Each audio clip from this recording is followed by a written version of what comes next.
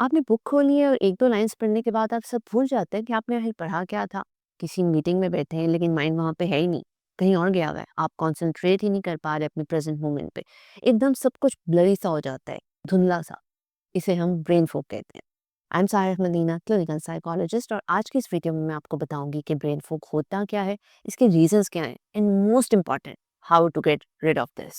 मैंने अपनी प्रैक्टिस के पिछले 5 सालों में हज़ारों पेशेंट से सुना है कि उनकी क्लैरिटी खत्म होती जा रही है, दिमाग फोकस नहीं कर पा रहा, किसी जगह पे मौजूद होते हुए वो वहाँ पे होते ही नहीं है। हर वक़्त their mind is on a trip. ये कोई पर्सनल इश्यू नहीं है, ये चीज़ ना डायरेक्टली हमारी मेंटल हेल्थ को इफ़ेक्ट कर रही है। पता है इससे क्या होता है? हमारा दिमाग हर वक़्त एक बोझ तले दबा रहता है कि कुछ है जो चीज़ हमें सही से फंक्शन नहीं करने दे रही, हमारी प्रोडक्टिविटी को इफ़ेक्ट कर रही है और जब तक हम इसका सॉल्यूशन नहीं ढूँढेंगे ना, हम इससे बाहर नहीं निकल पाएँगे। नीचे कमेंट्स में आप लोग अपने एक्सपीरियंसेस ज़रूर शेयर करें कि आपको क्या-क्या फेस करना पड़ता है। ऑब्वियसली आई विल रिप्लाई और लोगों को भी पता लगेगा कि वो इस चीज़ में अकेले नहीं हैं और इससे बाहर निकला जा सकता है।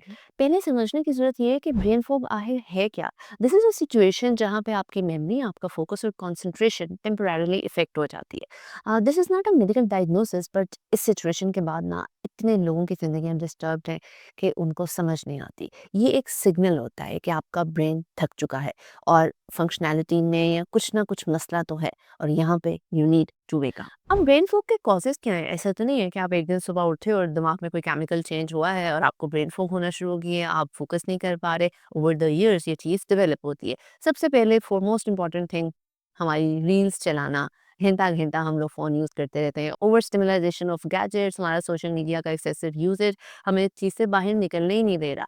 नेक्स्ट हमारा स्लीप स्केड्यूल, हमारी रूटीन, मोबाइल यूसेज की वजह से हमारा स्लीप स्केड्यूल इतना ज़्यादा इफ़ेक्ट है कि हम लोग किसी और चीज़ पे फ़ोकस ही नहीं कर पाते हैं।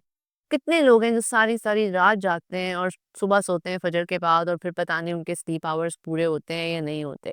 उसके बाद डाइट डाइट जो है डायरेक्टली हमारी बॉडी माइंड को इफ़ेक्ट कर रही है। हमें नहीं पता होता कि किस तरह से हम लोग अपनी डाइट को इग्नोर करें। This could be one of the reason. उसके अलावा स्ट्रेस, हम लोग कंटिन्यूअस स्ट्रेस में रहते हैं, उस चीज़ से बाहर ही नहीं आते, एक चीज़ को ऊपर वरीड होए जाते हैं, अपनी मेंटल हेल्थ को बेहतर करने के लिए स्टेप्स ही नहीं लेते। This could be one of the reason as well.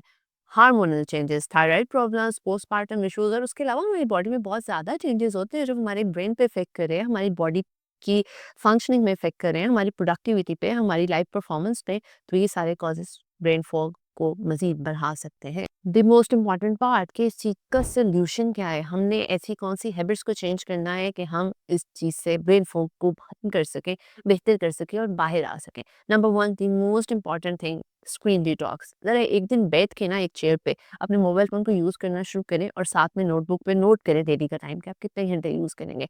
हमें पता लगेगा कि हम लोग बहुत ज़्यादा सेल फ़ोन यूज़ करते हैं, सारा दिन रील्स चलाते रहते हैं।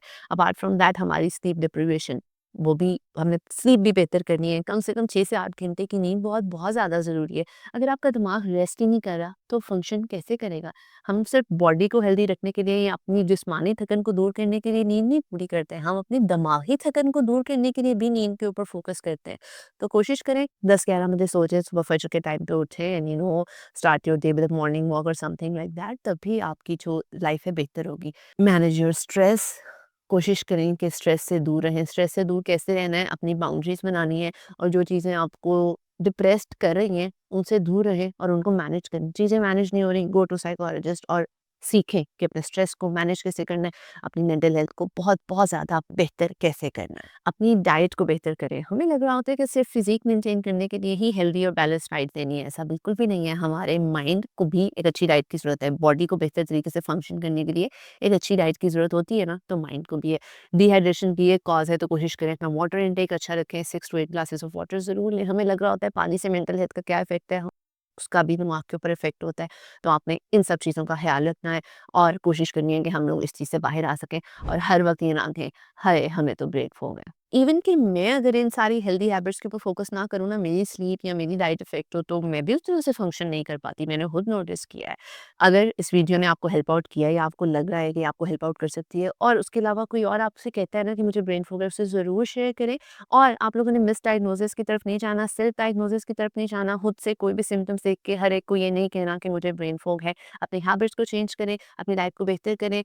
आई be coming again with the next new good videos, और मेरे चैनल को ज़रूर सब्सक्राइब कीजिएगा, बेल आइकन पे क्लिक कर लीजिएगा। तब तक के लिए टेक केयर, अल्लाह हाफ़िज़।